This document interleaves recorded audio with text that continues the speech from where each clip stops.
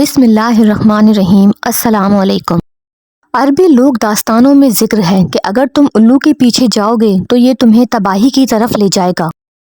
اسلام سے پہلے عربوں میں مشہور داستانوں میں یہ بھی تھا کہ جب کوئی مرتا یا مارا جاتا تو اس کے سر سے ہما جو ایک قسم کا پرندہ ہے وہ نکلتا، اور اگر مردہ شخص کا بدلہ نہ لیا جاتا تو وہ ہما اس کی قبر پر پکارتا کہ مجھے پانی دو، میں پیاسا ہوں۔ ہما سے مراد الو لیا جاتا ہے، جسے کئی معاشروں میں برائی کی علامت سمجھا جاتا ہے، اور اب بھی اسلام سے پہلے الو کو ایک برا شگن سمجھتے تھے، اور وہ اس پرندے کے بارے میں توہم پرست ہیں۔ کئی جگہ لکھا گیا ہے کہ الو اس وقت بھی موجود تھا جب کربلا کا واقعہ پیش آیا تھا، اور اس کے بعد الو ہمیشہ اکیلا رہنے لگا، اور جہاں انسان آباد ہوں تو الو وہاں نہیں آتا۔ یہ روایات سوشل میڈیا پر زیر گردش ہیں کہ حضرت امام حسین رضی اللہ تعالیٰ عنہ کی شہادت پر انسان، حیوان اور جنات سب ہی غم زدہ تھے۔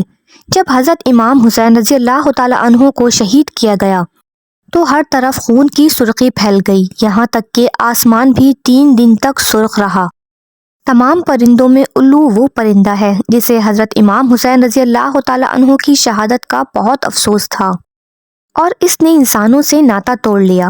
لکھنے والے لکھتے ہیں کہ جب حضرت امام حسین رضی اللہ تعالیٰ عنہ کی شہادت ہوئی تب سے الو نے آبادی میں رہنا چھوڑ دیا اور ویرانی میں رہنا شروع کر دیا۔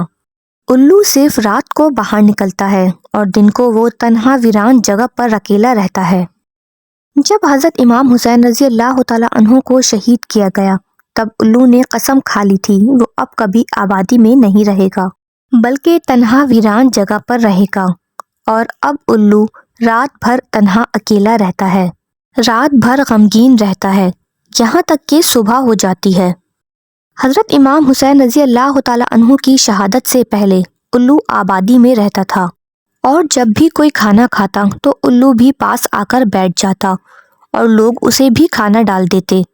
لیکن سوچنے والی بات یہ ہے کہ الو کی تاریخ تو واقعہ کربلا سے بھی پہلے کی ہے، کیونکہ الو کوئی جدید پرندہ نہیں بلکہ علم حیوانات یعنی زولوجی میں اس پر کافی تحقیق ہوئی ہے، بلکہ اس پر کتابیں، تحقیقات اور آرٹیکلز بھی لکھے گئے ہیں۔ الو کی قدیم یونان میں بہت اہمیت تھی۔ یونانی عقل و دانش یعنی وزڈم کی دیوی ایتھنا کا تعلق الو سے بتایا جاتا تھا۔ الو کی تاریخ اتنی ہی پرانی ہے جتنی کہ انسانی تاریخ۔ یہ ہمیشہ سے جنگلوں میں رہتا ہے، اور یہ رات کو جاگتا ہے اور دن کو سوتا ہے۔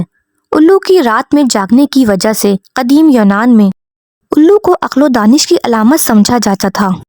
اب بھی یورپ کی کئی یونیورسٹیز کے مونوگرام میں الو بنا ہوا ہوتا ہے، تو یہ ممکن ہی نہیں کہ واقعہ کربلا کے بعد الو نے جنگلوں میں رہنا شروع کیا، یا اس واقعے کے بعد اس نے راتوں کو شب بیداری شروع کر دی۔ اس لیے یہ تمام باتیں من گھڑت ہیں اور ان کی سچائی کا کوئی ثبوت نہیں۔ الو کے بارے میں یہ بھی سمجھا جاتا ہے کہ یہ ایک منحوس جانور ہے جو جہاں جاتا ہے تباہی اور بربادی آتی ہے۔ عربوں میں یہ مشہور تھا کہ جب ایک الو کسی کے گھر پر بیٹھ جائے یا آواز نکالے تو اس کے گھر میں کسی کی موت ہو جاتی ہے، جیسے کہ پہلے ذکر ہو چکا کہ اسلام سے پہلے عرب بھی الو کے بارے میں کافی توہم پرست تھے۔ جیسے آج کل ہمارے معاشرے میں بھی الو کو ایک منحوس جانور سمجھا جاتا ہے، لیکن حقیقت میں ایسا نہیں، کیونکہ اس بارے میں ہمارے پیارے نبی صلی اللہ علیہ وآلہ وسلم نے واضح طور پر ارشاد فرمایا۔ حضرت ابو ہریرہ رضی اللہ تعالیٰ عنہ سے روایت ہے کہ رسول اللہ صلی اللہ علیہ وسلم نے فرمایا کہ ادوا یعنی وہ بیماری جو چھونے سے لگے، بدشگونی، الو کا منحوس ہونا یا سفر کے مہینے کا منحوس ہونا کوئی چیز نہیں۔ اس حدیث پاک میں ادوا کا ذکر ہے، یعنی وہ بیماری جو ایک تندرست انسان کو کسی بیمار انسان کے چھونے سے لگ جاتی ہے، لیکن یہ بیماری خود بخود نہیں لگتی مگر جب اللہ چاہتا ہے تب لگتی ہے۔ یعنی یہاں یہ مطلب نہیں کہ یہ بیماری پھیلتی نہیں ہے، بلکہ اس کا مطلب یہ ہے کہ یہ بیماری خود بخود نہیں پھیلتی بلکہ جب اللہ کا حکم ہو تب پھیلتی ہیں۔ سائنس اور حدیث دونوں سے یہ بات ثابت ہوتی ہے کہ الو کو منحوس نہیں سمجھا جا سکتا، بلکہ کسی بھی چیز کو نہیں سمجھا جا سکتا، بلکہ یہ دریافت کیا گیا ہے کہ الو ماحول کے لیے بہت اہم ہے، کیونکہ اللہ تعالیٰ نے انہیں اور دیگر مخلوقات کو ایک حفاظتی اقدام بنایا ہے۔ جو ماحول میں چوہوں کی تعداد کو کنٹرول کرتا ہے۔ چوہے سانپ، کیڑے مکوڑے اور چھوٹے پرندے کھاتے ہیں۔ ایک الو ایک سال میں 5000 چوہے پکڑ سکتا ہے۔ کچھ الو مخصوص قسم کے شکار کو نشانہ بناتے ہیں اور ان کا شکار زیادہ تر کمزور اور بیمار خرگوش ہوتے ہیں۔ اس میں اللہ کی ایک حکمت یہ ہے کہ یہ ان بیمار خرگوشوں کی تعداد کو کنٹرول کرتے ہیں جن سے وہ بیماری پھیلنے کا خدشہ ہوتا ہے۔ خرگوشوں سے ایک خاص بیماری پھیلتی ہے جسے مائکسومیٹوسس کہا جاتا ہے۔ 1950 کی دہائی میں جب مائکسومیٹوسس پورے یورپ میں پھیل گیا تو جنوبی اسپین میں رہنے والے خرگوش اس بیماری سے محفوظ تھے، جس کی بڑی وجہ یہ بتائی گئی کہ اس خطے میں بہت سے شکاری الو تھے۔ اگر ہم یہ یاد رکھیں کہ ایک الو ایک دن میں 15 چوہے پکڑ سکتا ہے تو ہم سمجھ سکتے ہیں کہ الو زراعت کے لیے کتنا فائدہ مند ہو سکتا ہے۔ الو کو منحوس سمجھنا اور یہ ماننا کہ الو واقعہ کربلا کے بعد انسانوں سے دور ہو گیا ہے اور صرف رات کو ہی جاگتا ہے، یہ سب فضول باتیں ہیں، ان کا حقیقت سے کوئی تعلق نہیں۔